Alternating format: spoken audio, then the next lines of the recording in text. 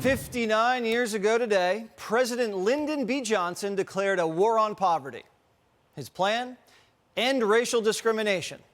He dubbed it the Great Society. The Great Society asked not how much, but how good. Not only how to create wealth, but how to use it. Not only how fast we're going, but where we're headed. But the Great Society didn't end poverty. It kept poverty at the exact same level. The first year of the Great Society, the poverty rate was at 15%. Today, the poverty rate's at 13%. How many trillions of dollars have we wasted? How many families have been destroyed? How much dependence on government have we created? The only thing the Great Society has created is the hustle. All this talk about qualification. What do blacks know about foreign policy? We know foreign policy. When you buy Honda and Toyota, that's foreign policy. That's right. Russian vodka, that's foreign policy. Panasonic and Sony, that's foreign policy. Mercedes-Benz, that's foreign policy. As a matter of fact, we came here on a foreign policy. Jesse Jackson challenged the Democratic Party until he gained a foothold where he could lobby and solicit. Jackson's success launched a new breed of black leaders. God was a God of justice on yesterday, and God who does not change is still a God of justice today. Turn to your neighbor and say, God does not change. Where governments lie, God does not lie. No, no, no. Not God bless America. God America. The United States government has failed the vast majority of her citizens of African descent. From the churches to the streets to the executive suites, a new hustle was born. Sometimes behind the hustle, there was a threat. Shut up or pay up. That economic model was so successful, it generated some of the fattest patronage mills we've ever witnessed. Racism soon became mainstream. Say we're crazy, you've driven us crazy. 400 years of abuse. Are you talking violence? I'm talking what is necessary. When it was necessary, God got violent. Sharpton cut his teeth lying through them. Sharpton knew how to use a mob, and he'd turn it against any politician or corporation he could to shake them down. And as the shakedowns continued, Sharpton's power and influence expanded like a tight tracksuit after lunch. But his mobs left mayhem in his wake. He got richer, but America more divided. And Sharpton's mob became so volatile, Obama cut a deal with him and NBC commercialized him, put him on the payroll. And Al got leaner and a little less mean. But Harvard's firing of Claudine Gay's threatening Sharpton's gravy train. DEI's on the chopping block, not just at Harvard, but everywhere. And DEI is the lifeblood of the hustle. Today, the Reverend dusted off his bullhorn and picketed outside the office of one of Gay's biggest critics, Wall Street manager and Harvard alum Bill Ackman. And the boisterous Brooklyn hotshot declared war. They used her as a scapegoat to fight DEI. We would not have to have DEI if we didn't have DENY.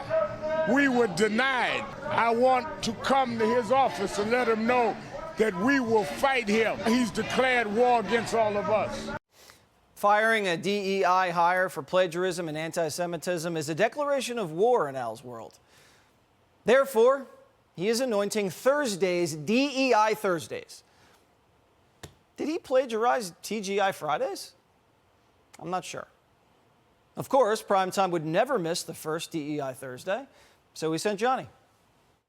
Reverend, is plagiarism a fireable offense? We are not defending any of that. I don't know. I think the Harvard board that agreed with it should have to answer that. We're about where they said that this is about DEI, and that's what we're here for. But what does race have to do with the firing of the college president over there? Again, we're here because he said that DEI must go, and we're here to say DEI is something that we cannot stand to let go. I got one for you. Do you know what Jesse Watters does every weekend? He watches Politics Nation with Al Sharpton. Nice plug, Reverend, and as long as we're doing plugs, he should pre-order my book, Get It Together. There's a chapter in there about a black nationalist, which I think would tickle the hustler. Again, go to Amazon, Get It Together. You'll have it in your mailbox by March. Now, the implosion of the Black Lives charity and DEI is a 1-2 punch for Sharpton, who might not be able to peel himself off the mat. You see, Sharpton isn't upset Claudine was fired. He's upset the system that hired her was exposed for what it was. A Trojan horse for unqualified liberals and Sharpton acolytes to gain undue power and influence over you and America's once great institutions. But much like Claudine Gay, Sharpton's mob was a fraud. They didn't even know why they were there. Do you think plagiarism is a fireable offense? I don't think so, because people do it all the time. Did he know he was plagiarizing? I don't know the in and outs of it, so is she guilty of it? I don't know. Plagiarism. To me, I wouldn't say so. I mean, I believe that there are many leaders that have plagiarized, but should she have lost her job? No. Do you believe it was racist that she was fired? I believe that she voiced her opinion, and she had a right, like everyone else, to voice their opinion. We're standing up in the name of Claudine Gay, and in the name of all people who are experiencing this attack on affirmative action. She is qualified to do her job. She was bullied and pressured out of it. But she plagiarized. So we're here in the name of DEI, and what she did was fight. Was it racist? We're not doing this. Okay. I'd bet one of my vacation days that Al paid those protesters to show up. And that when they say it's an attack on affirmative action, what they mean is you're not allowed to fire an African American no matter what they do. But companies are realizing it might not be wise to hire someone you can never fire. I mean, they could find a dismembered woman in Sharpton's bathtub, and NBC would put them on Meet the Press next Sunday. Affirmative action and its redheaded stepsister DEI were created because we were told the system was racist. It needed to be corrected. But is that even true? In a Wall Street Journal op-ed written by Jason Riley, which we recommend you read, he says the criminal justice system isn't racist. An authoritative, newly published academic paper citing 51 studies says race has little clear impact on criminal adjudication. The study actually finds black defendants receive more lenient sentences than whites. The study shows that blacks are incarcerated at higher rates than other groups because they commit crimes at higher rates, not due to systemic bias. And everyone knows poor people commit crimes at higher rates. It has nothing to do with race. But what's interesting is that when the black population was extremely poor in the 40s and the 50s, the black violent crime rate was much lower. The reason why? Black families were intact. In 1940, 96% of all children in the United States were born to a mother and a father.